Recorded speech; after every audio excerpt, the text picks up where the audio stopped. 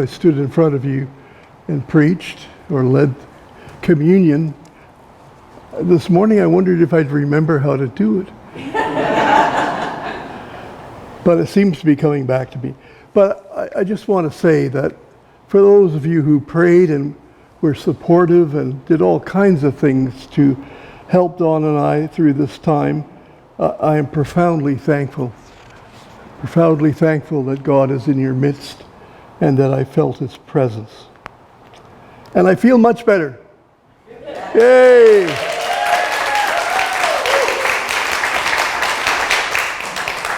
I have a little computer in my chest now. You can call me the bionic priest. Has a nice ring to it, doesn't it?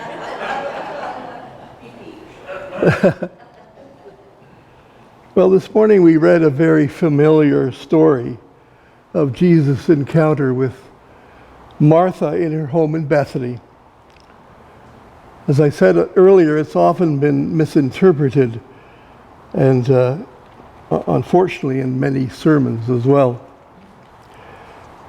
So the home of Mary and Martha and Lazarus was in the little village of Bethany. There are two ways to get to Bethany from Jerusalem. You can take a rather seedy bus currently, and it takes a more circuitous route, or you can walk over the hill from Jerusalem and down into Bethany, or vice versa. So it was kind of a second home for Jesus. And many of the times he came to Jerusalem, he could be found there, I believe. As you will remember, it was often the site of pretty significant ministry events as well. I think of the raising of Lazarus, for instance. So a short hour from the temple in Jerusalem, if you took the short way. I say short, but not easy. It was sort of straight up. How many of you have been to Jerusalem? You know what I mean.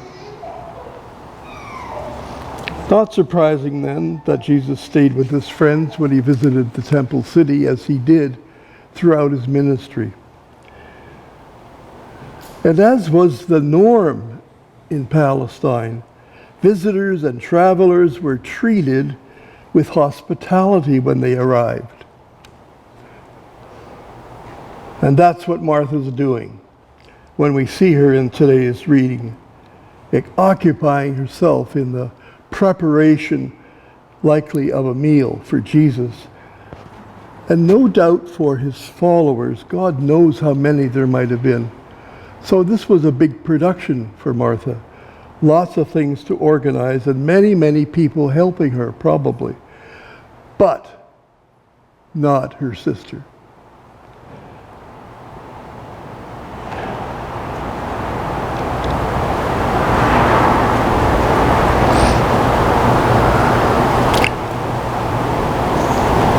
That's what really teed Martha off, I think. That she wasn't getting any help from someone who should have shared the responsibility for hospitality that was the social imperative in that place. But Jesus didn't seem to see it that way. When Martha, in her kind of frustration, got upset that she wasn't getting any help from Mary, Jesus' response, and it's important we hear exactly what he said and not fall too easily into judgment of one sister over the other. Martha, Martha, you are worried and distracted by many things. There is need of only one thing. See, Jesus saw the real reason for Martha's request that Mary be reprimanded and offers her a corrective.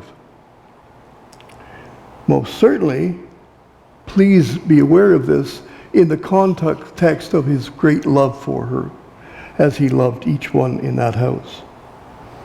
He tells her that she's concerned about the wrong priority. Mary, he says, has chosen the better part, which will not be taken away from her. Martha becoming overwhelmed by her responsibility reminds me in many ways of my mother. For her, hospitality was very important and often just too much to manage. There's a point at which your concern for your guests can overwhelm you as you decide that everything has to be just perfect. And you don't offer hospitality at some point because of your fear that it's going to be less than perfect. Even as a pastor's wife, she was sometimes unable to handle the challenge and often did not do what she wanted to do because of the stress of getting everything just right. Do we have any Marthas? That's really reassuring, because that's what drove Martha. Perhaps, I don't really know. But Jesus tried to explain to her what really mattered. Of two good things, one was preferred, and that was the choice Mary had made. You know, I feel a bit as if that describes me too. Me and Martha have a lot in common. And there are times when I would rather not get involved in trying to provide hospitality to guests just because it's so much work. I have to say, I shouldn't say it with her here, but that I really admire my wife's upbringing and family. For them, people would come after church for lunch. No, you're not coming for lunch. And it didn't matter how many came, or what they got was what they got. That was hospitality. For me, that wouldn't be good enough. It's been a constant issue between us in our marriage as to what was good enough. What do you mean you didn't clean the toilet? So I cleaned the toilet. You know, it just doesn't seem right. There are some truths in this exchange that likely should inform our own discipleship, even centuries later. First of all, we must not criticize Martha for her effort to care for her guests. Rather, we should note that she became overwhelmed by the details that she had to deal with, and what should have really been important.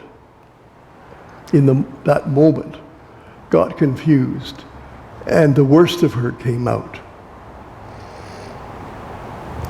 In the absence of understanding what really mattered, and the pressure of providing for her guests, and it was probably a pretty significant number, she was driven to complain about Mary's choices.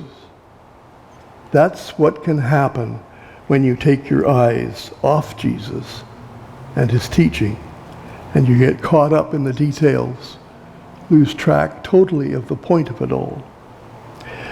I have to say that in my opinion, the church sometime, not this church, all churches, seem to require our busyness instead of our relationship with Jesus.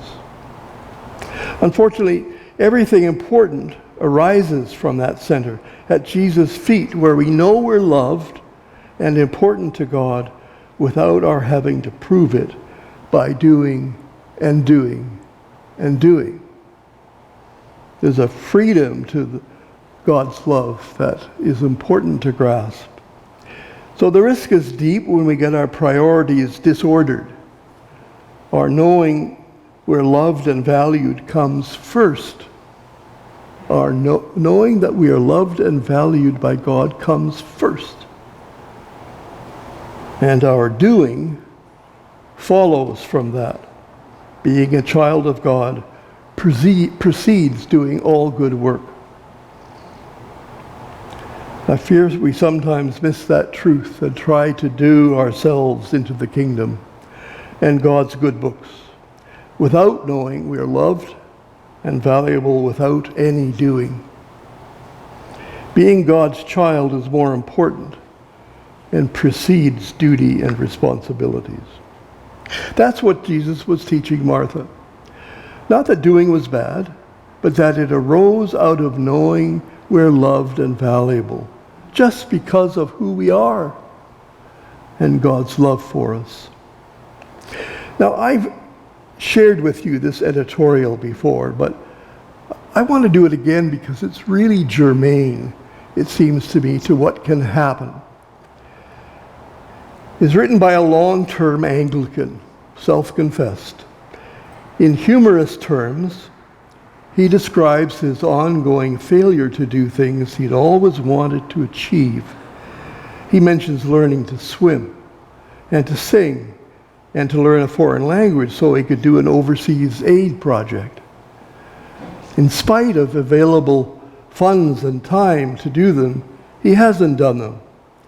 But something much more significant bothers him. He says, probably the most important thing for me to do before the 70, nothing to do with my book, just so you know, catches up with me, is to decide for myself whether or not there is a God. I was brought up as an Anglican and went through the motions of baptism, confirmation, teaching Sunday school, serving as rector's warden, reading the lesson in church, and I found it all very satisfying, but in retrospect, I don't think it had very much to do with God. Gradually, going to church on Sundays became less of a priority than going skiing or going to the cottage. I drifted away, but the questions remained. On the increasingly rare occasions when I took communion, my private prayer was, "Please God, make this mean something to me." At the risk of sounding morbid, I must reach an understanding before my time runs out. The chances of my being able to achieve this are about the same as the chances of my learning to swim, the difference being that I am prepared to give up on swimming, not on God. There's a real pathos, it seems to me, to this editorial. Now, how do you suppose that happened within the bosom of the church? Was it some mixture of misplaced duty or social conscience that kept this man in the church, without his ever really getting the point of it at all? You see, that's the risk. If we fill our church life with the wrong priorities, even duties and responsibilities that seem appropriate at the time, we may never know what really matters for disciples. Martha, Martha, you are worried and distracted by many things. There is need of only one thing. Let's say a prayer.